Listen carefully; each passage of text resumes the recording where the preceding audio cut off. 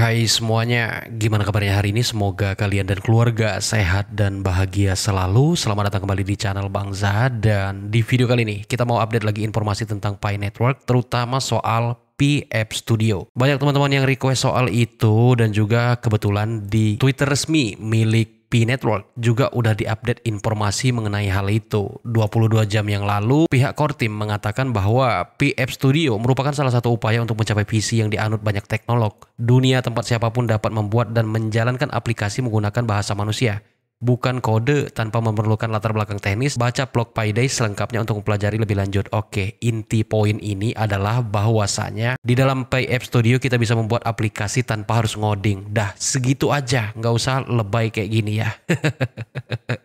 Karena kenapa? Teman-teman yang awam akan terkecoh oleh bahasa-bahasa seperti ini, seolah-olah akan ada sebuah pengharapan di ujung kegelapan seperti itu. Karena kenapa Bang Zah bicaranya agak kayak gini? Karena tadi saya melihat banyak sekali komentar-komentar yang menampilkan sebuah kekecewaan karena tidak adanya kenaikan harga di dalam hari-hari Payday seperti ini. Padahal dari zaman purba pun sampai sekarang, meskipun udah Payday, itu nggak akan mempengaruhi harga. Nggak ada kaitannya harga dengan Payday. Apalagi di posisi sekarang yang sudah jelas-jelas open minded, di mana harga itu fluktuatif. Banyak faktornya, terutama adopsi dan demand, kemudian ekosistem, dan lain sebagainya. Oke, kita kembali ke topik pembahasan. Karena banyak sekali teman-teman yang minta bahas dan review soal Pi App Studio, termasuk fitur staking, katanya yang udah bisa staking, dan juga kata core team yang udah bisa bikin aplikasi tanpa ngoding. Yuk kita masuk ke Pi App Studio. Iya, seperti biasa ketika kita membuka Pi Browser, maka menu-menu ini akan muncul di hadapan kita. Ada menu wallet, Fireside, Brainstorm, Mine, Blockchain, Develop, QIC, Chat, dan Profile. Dan yang terbaru di sini ada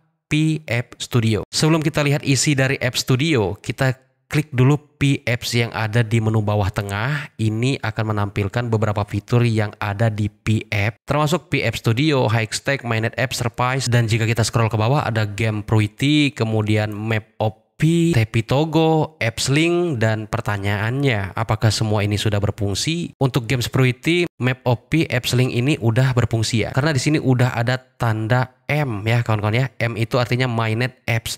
Nah, kalau dia udah Mainnet Apps, artinya aplikasi ini udah resmi berjalan di ekosistemnya Pi Network, termasuk di sini ada Workforce Pool, Latin Chain Platform. Nah, sedangkan kalau dia masih ada tanda seru merah seperti ini masih testnet. Ini kita mesti bedakan mana yang mainnet dan mana yang testnet, biar kita nggak salah langkah ketika ngelihat ada sebuah aplikasi dengan beli mobil seharga 10 pi, lalu kita berpikiran dan berasumsi lain, padahal itu tanda seru merah alias masih testnet alias percobaan. Kemudian di sudut pojok bawah kanan itu ada menu Service. Nah, di sini teman-teman ini harus pahami ya. Semua yang udah ada di sini termasuk OKX, Bitget, Get.io adalah exchange yang sudah terintegrasi dengan Pi Network melalui KYB. Artinya, exchange ini sudah resmi bekerja sama di mana Pi Network telah melisting koin Pi Network di exchange ini. Jadi stop berkata OKX tukang serok, Bitget tukang serok, Pi belum open mainnet, Pi di bursa palsu. Orang udah jauh melangkah, kalian masih aja mikirin kalau Web3 belum luncur. Maaf nih, gua agak nyindir kelompok sebelah. Karena gua pernah nantangin si itu pas lagi live di TikTok buat debat secara langsung di live, supaya tidak ada lagi pembodohan-pembodohan yang dilakukan, apalagi pemungutan-pemungutan liar terhadap pioner. Saya pakai 7 akun di TikTok, semuanya diblokir. Sama si oknum F ini. Bilang Web3 belum luncur lah, dan doktrin-doktrin lainnya. Ini mau ngebantah pakai apa lagi? Ini udah jelas di aplikasi Pi browser kita. Di sini ada OKX, Bitget, Get.io, dan lain-lain. Jadi kalau misalnya si pelaku memang nyaman karena dia cuan untuk melakukan hal itu, ya paling tidak teman-teman komunitas ya agak sadar lah, maksud gue gitu kan. Rasanya udah sering banget saya kasih pencerahan soal itu, meskipun setiap kali saya kasih pencerahan saya tetap dihujat, dibilang tukang serok lah, nggak ngerti Pi lah. Ya udah terserah lah ya. Oke, kita kembali ke topik pembahasan. Di menu home kita akan melihat di sini ada Pi App Studio. Oke, kalau kita klik kita akan dibawa ke halaman appstudio.pi, di mana kita bisa membuat aplikasi yang katanya tanpa harus bisa ngoding. Nah, caranya kita tinggal ngisi format-format ini aja. Kalau misalnya kalian mau bikin aplikasi, tinggal klik aja create new app seperti ini, terus kalian masukkan kategori aplikasinya nanti apa, misalnya design and art, pet training, terus kita klik next step seperti ini, setujui aja, terus next step seperti ini. Terus kita tambahkan deskripsi yang ingin kita buat. Kemudian di sini akan muncul welcome I'm your assistant, di mana kita bisa melakukan pertanyaan atau bantuan gitu. Dah dilanjutin aja ya, karena fokus kita bukan soal ini. Nah, jadi siapapun bisa membuat aplikasi-aplikasi seperti itu. Nah, buktinya di bagian Pay Apps ini kita akan menjelajah beberapa aplikasi yang udah dibikin lebih dulu sama orang lain. Teman-teman coba lihat di sini. Ada To-Do List Today, ada Ad, ada Foto Guru, ada Halal Mart, ada Santuy Official ya, ada yang bikin santuy juga. Nah, ini jangan teman-teman staking di sini ya. Karena ini masih tanda seru warna merah yang berarti masih testnet, pengujian. Siapapun boleh melakukan pengujian di sini. Kalian mau bikin aplikasi, ini namanya testnet. Nah, kalau misalnya teman-teman klik seperti ini, kita akan dihadapkan dengan halaman seperti ini, di mana ada total staking 15P. Nah, karena ini masih testnet, jadi kan belum yakin nih bakal di ACC sama core team atau enggak. Jadi jangan dulu staking di sini. Kalau kalian stake di sini, kalian akan diberikan pilihan untuk memasukkan jumlah token P yang akan kalian staking dan jumlah hari. Ini masih testnet, jadi jangan ya, jangan. Nah, coba kalian klik aja menu mainnet seperti ini. Nah, di sini kosong, belum ada yang mainnet di Pi App Studio ini. Semuanya masih testnet. Nah, jadi jangan coba-coba buat staking di sini. Oke, ini aja untuk Pi App Studio. Intinya Pi App Studio masih testnet. Nah, kalau kalian memang mau melakukan staking, di sini sudah ada beberapa ekosistem yang sudah mainnet. Nah, ini sudah M, artinya mainnet. Biar jelas, teman-teman bisa lihat di What's This. Nah, ini dikatakan ya. Yang udah M, mainnet apps, yang T, testnet app, yang tanda seru merah, not a Pinet app. Nah, jadi sorry tadi ada kesalahan. Yang tanda seru merah ini bukan aplikasi dari Pi Network, atau mungkin belum keterima atau belum di ACC lah.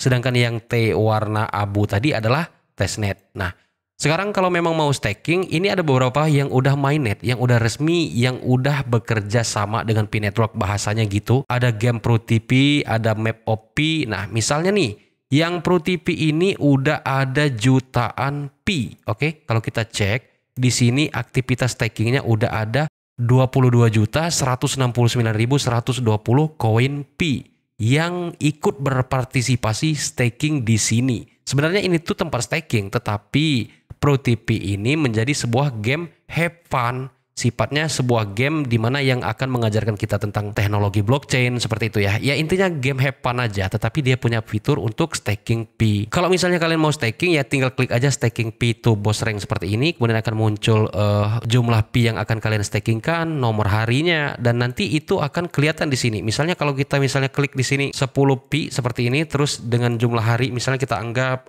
40 hari seperti ini, dia akan kelihatan nih total spendnya berapa nih, 10 adalah 10 yang kita staking. Duration boosternya ada 1.0 sekian persen, efektif stake fee-nya 10,4. Tetapi mesti hati-hati juga, di sini dijelaskan kamu tidak bisa membatalkan stakingmu sebelum waktu tempo staking kita expired atau selesai. Belum lagi di situ ada yang namanya dikurangi biaya transaksi. Nah, jadi seperti itu teman-teman ya. Kalau kalian mau staking ya silakan, tetapi kalau saya pribadi daripada saya staking di sini, lebih baik saya trade. Ketika harga turun saya beli, simpan kayak beberapa hari, beberapa minggu. Ketika sudah kelihatan profitnya kayak beberapa ratus ribu, kalau kalian punya modal gede beberapa puluh juta gitu, ya kalian jual. Nah kan dapat ujungnya tuh.